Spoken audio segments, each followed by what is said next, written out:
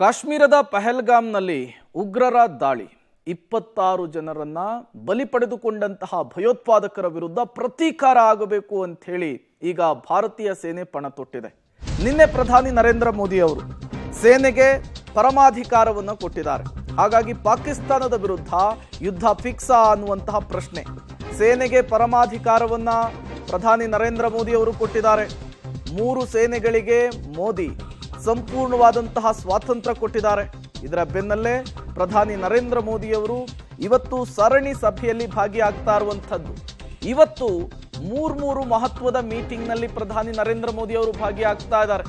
ಬೆಳಗ್ಗೆ 11 ಗಂಟೆಗೆ ಶುರುವಾಗುತ್ತೆ ಈ ಸರಣಿ ಸಭೆಗಳು. ಒಂದು ಭದ್ರತಾ ಸಂಪುಟ ಸಮಿತಿ, ಎರಡನೇದು ಆರ್ಥಿಕ ಸಂಪುಟ ಸಭೆಯ ಸಮಿತಿ, ಅದಾದ ಮೇಲೆ ಕೇಂದ್ರ ಸಚಿವ ಸಂಪುಟ ಸಭೆಯಲ್ಲೂ ಕೂಡ ಪ್ರಧಾನಿ ನರೇಂದ್ರ ಮೋದಿ ಅವರು ನಡೆಸಲಿಕ್ಕೆ ಮುಂದಾಗ್ತಾ ಇದ್ದಾರೆ. ಸಭೆಯಲ್ಲಿ ಪಾಕಿಸ್ತಾನದ ವಿರುದ್ಧ ಮಹತ್ವದ ನಿರ್ಧಾರವನ್ನ ಕೈಗೊಳ್ಳುವಂತಹ ಸಾಧ್ಯತೆಯೇ ಹೆಚ್ಚಿದೆ. ಪಾಕ್ ವಿರುದ್ಧ ಮತ್ತಷ್ಟು ಕಠಿಣ ಕ್ರಮವನ್ನು ತೆಗೆದುಕೊಳ್ಳುವಂತಹ ಪಾಸಿಬಿಲಿಟೀಸ್ ಇದೆ. ಹಾಗಾಗಿಯೇ ಇವತ್ತಿನ ಪ್ರಧಾನಿ ನರೇಂದ್ರ ಮೋದಿ ಅವರ ಮ್ಯಾರಥಾನ್ ಮೀಟಿಂಗ್ಗಳಿದೆಯಲ್ಲ, ಅದು ತುಂಬಾ ಕುತೂಹಲಕ್ಕೆ ಕಾರಣವಾಗ್ತಾ ಇದೆ. ಅದರಲ್ಲೂ ಮುಖ್ಯವಾಗಿ CCS ಮೀಟಿಂಗ್.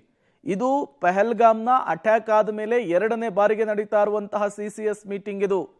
ಯಾವಾಗ ಅರಬ್ ಪ್ರವಾಸದಲ್ಲಿದ್ದಂತಹ ಮೋದಿ ಪಹಲ್ಗಾಮ್ ದಾಳಿ ವಿಚಾರ ಕೇಳಿ ವಾಪಸ್ ದೇಶಕ್ಕೆ ಬಂದ್ರು, ತತ್ಕ್ಷಣಕ್ಕೆ CCS ಮೀಟಿಂಗ್ ಮಾಡ್ತಾರೆ.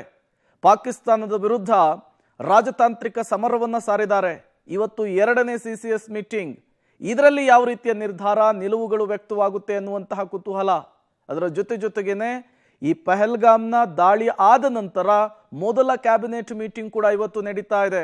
ಹಾಗಾಗಿಯೇ ಎಲ್ಲರ ಚಿತ್ತ ಈಗ ಮೋದಿ ನಡೆಯತ್ತ, ಅವರು ತೆಗೆದುಕೊಳ್ಳುವಂತಹ ನಿರ್ಧಾರದತ್ತ ನೆಟ್ಟಿರುವಂಥದ್ದು.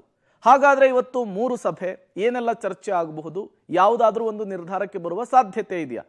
ಪ್ರತೀಕಾರಕ್ಕೆ ಮುನ್ನುಡಿ. ಭಾರತೀಯ ಸೇನೆಗಳ ಮೇಲೆ ಮೋದಿ ವಿಶ್ವಾಸವನ್ನಿಟ್ಟಿದ್ದಾರೆ. ಹಾಗಾಗಿಯೇ ಫ್ರೀ ಹ್ಯಾಂಡ್ ಅನ್ನ ಪ್ರಧಾನಿ ನರೇಂದ್ರ ಮೋದಿ ಅವರು ಭಾರತೀಯ ಸೇನೆಗೆ ಕೊಟ್ಟಿದ್ದಾರೆ. ಸೇನೆಗೆ ಪ್ರಧಾನಿ ಮೋದಿ ಅವರು ಸಂಪೂರ್ಣವಾದ ಸ್ವಾತಂತ್ರ್ಯವನ್ನು ಕೊಟ್ಟಿದ್ದಾರೆ. ಗೋ ಹ್ಯಾಡ್ ಅನ್ನುವಂತಹ ಮೆಸೇಜ್ ಅನ್ನು ಕೊಟ್ಟಿದ್ದಾರೆ.